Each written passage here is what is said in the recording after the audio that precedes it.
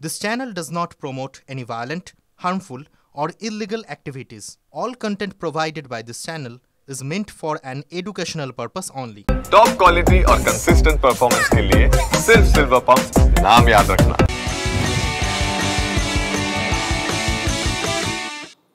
নমস্কার, good morning, স্বাগত আপনাকে TV9 বাংলায়। আমি দীপ রয়েছে আপনার সঙ্গে। শুরু করছি ফার্স্ট ব্রেক একটা 9। শুরুতেই এই মুহূর্তের এবং আজকের দিনের সবথেকে বড় খবরে আমাদের নজর থাকবে।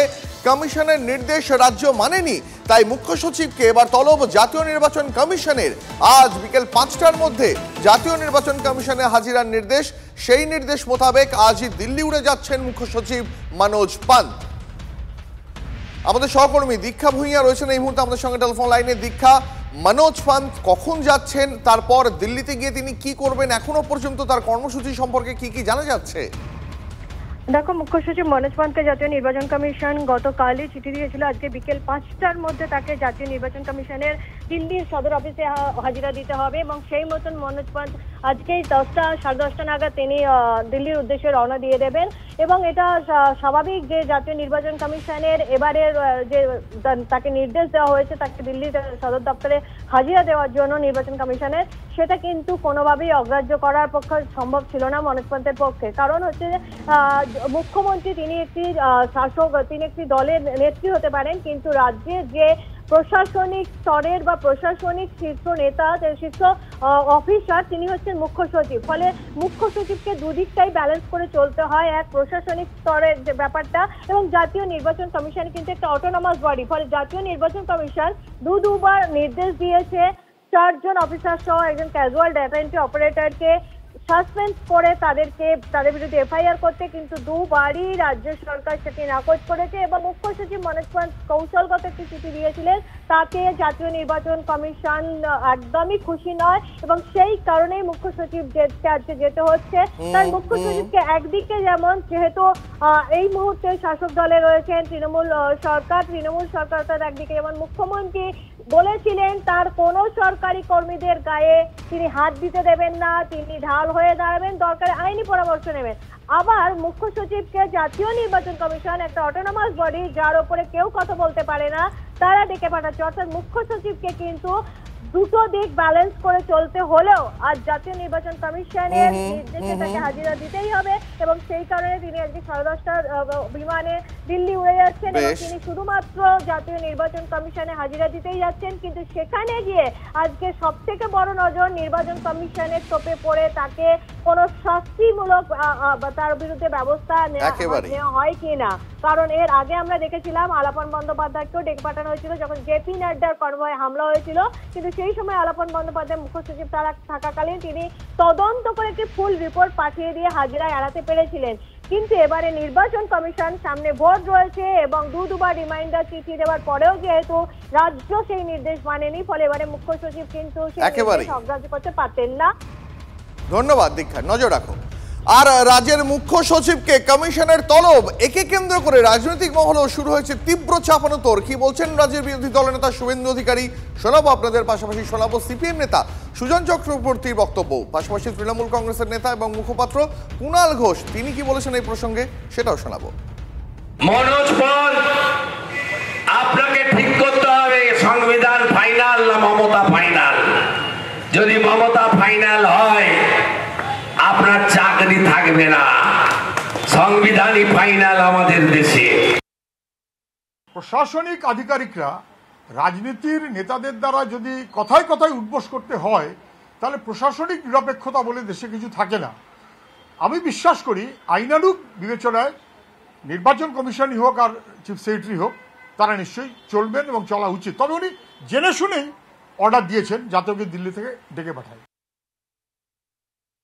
কেন্দ্রীয় সরকার বা বিজেপি যেন তেন প্রকারে বাংলাকে ডিস্টার্ব করতে চায়, কখনো টাকা না দিয়ে, কখনো এজেন্সি লেলিয়ে দিয়ে, কখনো কুৎসা করে, কখনো বাংলা ভাষাকে আক্রমণ করে, কখনো প্রবাসী ভিন রাজ্যে বাসিন্দা ভারতীয় বাংলা ভাষায় কথা বলা বাঙালিকে আক্রমণ করে, কখনো আমলাতন্ত্রকে হুমকি দিয়ে এদের বিরোধী নেতা তো কথায় কথায় নাম ধরে ধরে বলে একে বদলি করব, ওকে এই করব, WBCS এই করব, IAS IPS ওই করব। তো এটাই একটা উচ্চতর ফরম্যাটে নির্বাচন কমিশনকে ব্যবহার করে বিজেপি করছে কিনা সেগুলো খতিয়ে দেখা দরকার।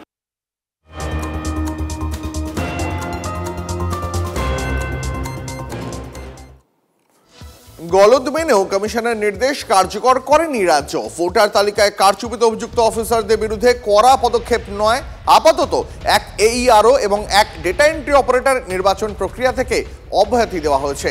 তবে কমিশনের অভিযোগের ভিত্তিতে অনুসন্ধান শুরু হয়েছে, শেষ হলে অ্যাকশন টেকেন রিপোর্টও পেশ করা হবে। নির্বাচন কমিশনকে চিঠি পাঠিয়ে একথা জানিয়েছেন রাজ্যের মুখ্য সচিব।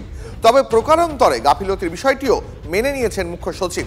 চিঠিতে তিনি আরও লিখেছেন, আধিকারিকদের উপর অনেক দায়িত্ব থাকে, অনেক ক্ষেত্রে বিশ্বাসবশত অধস্তম্ভদের বিশ্বাস করতে হয় আধিকারিকদের। অফিসারদের বিরুদ্ধে এইভাবে পদক্ষেপ করলে তাদের মনোবল ধাক্কা খেতে পারে। চিঠিতে উল্লেখ মুখ্য সচিবের। এবার কি তবে পদক্ষেপ করবে কমিশন? সংঘাতের জল কি গড়াবে আদালতে? আজ দিনভর TV9 বাংলার নজর থাকবে সেদিকেই।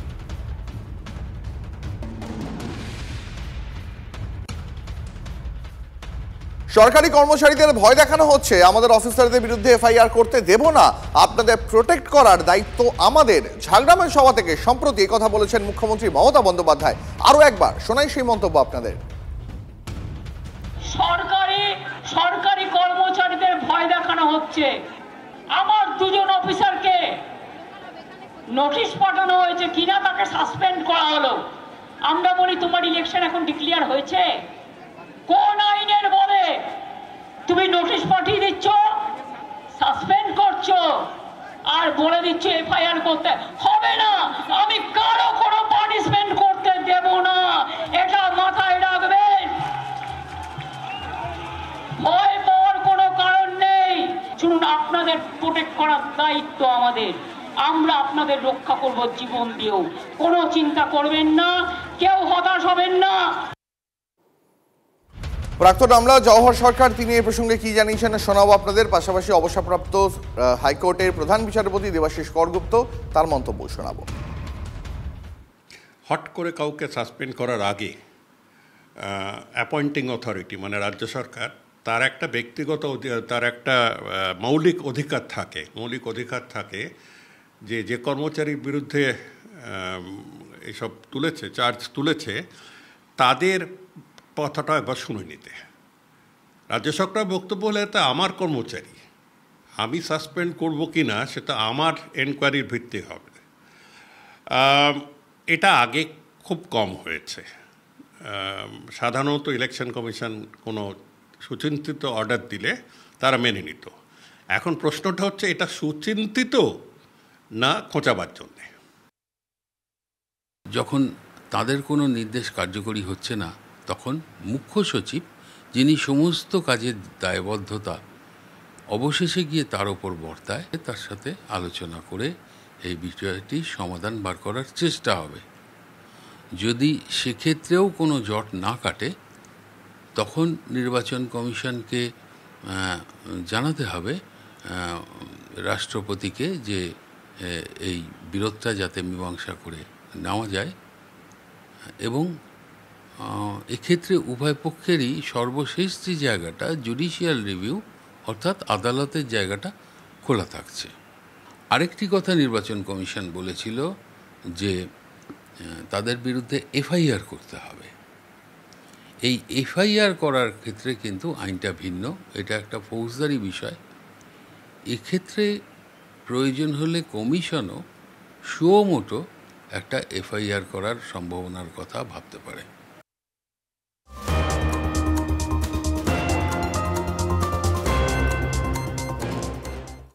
আর এবার এই মুহূর্তে সব থেকে বড় খবরে নজর রাখবো। নবান্ন অভিযানে পুলিশের ওপর হামলার অভিযোগে প্রথম গ্রেপ্তার। ভিডিও ফুটেজ দেখে অভিযুক্তকে চিহ্নিত, CCTVতেও দেখা গেছে অভিযুক্তকে, জানিয়েছে পুলিশ। নবান্ন অভিযানে পুলিশের ওপর হামলার অভিযোগে প্রথম গ্রেপ্তার। আরো বিস্তারিত এই বিষয়ে জানবো, সহকর্মী সুজয় রয়েছেন আমাদের সঙ্গে। সুজয়, পুলিশের তরফে কি জানানো হচ্ছে এখনো পর্যন্ত?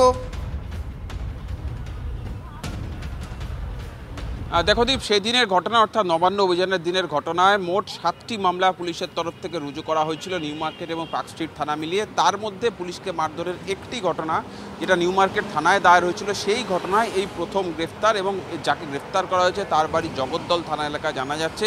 এবং পার্ক স্ট্রিটের সংলগ্ন জায়গা যেটা নিউ মার্কেট থানার মধ্যে পড়ে, সেখানে যে ঘটনা ঘটে, অশান্তির ঘটনা ঘটে, পুলিশকে মারধরের ঘটনা ঘটে, সেখানকার সমস্ত ভিডিও ফুটেজ এবং পুলিশের যে নিজস্ব সিসিটিভি ফুটেজ, সেই ফুটেজে দেখা গিয়েছিল এই ব্যক্তিকে মারধর করতে, এবং সেই ফুটেজের উপর ভিত্তি করেই চিহ্নিত করে তাকে গ্রেফতার করা হয়েছে।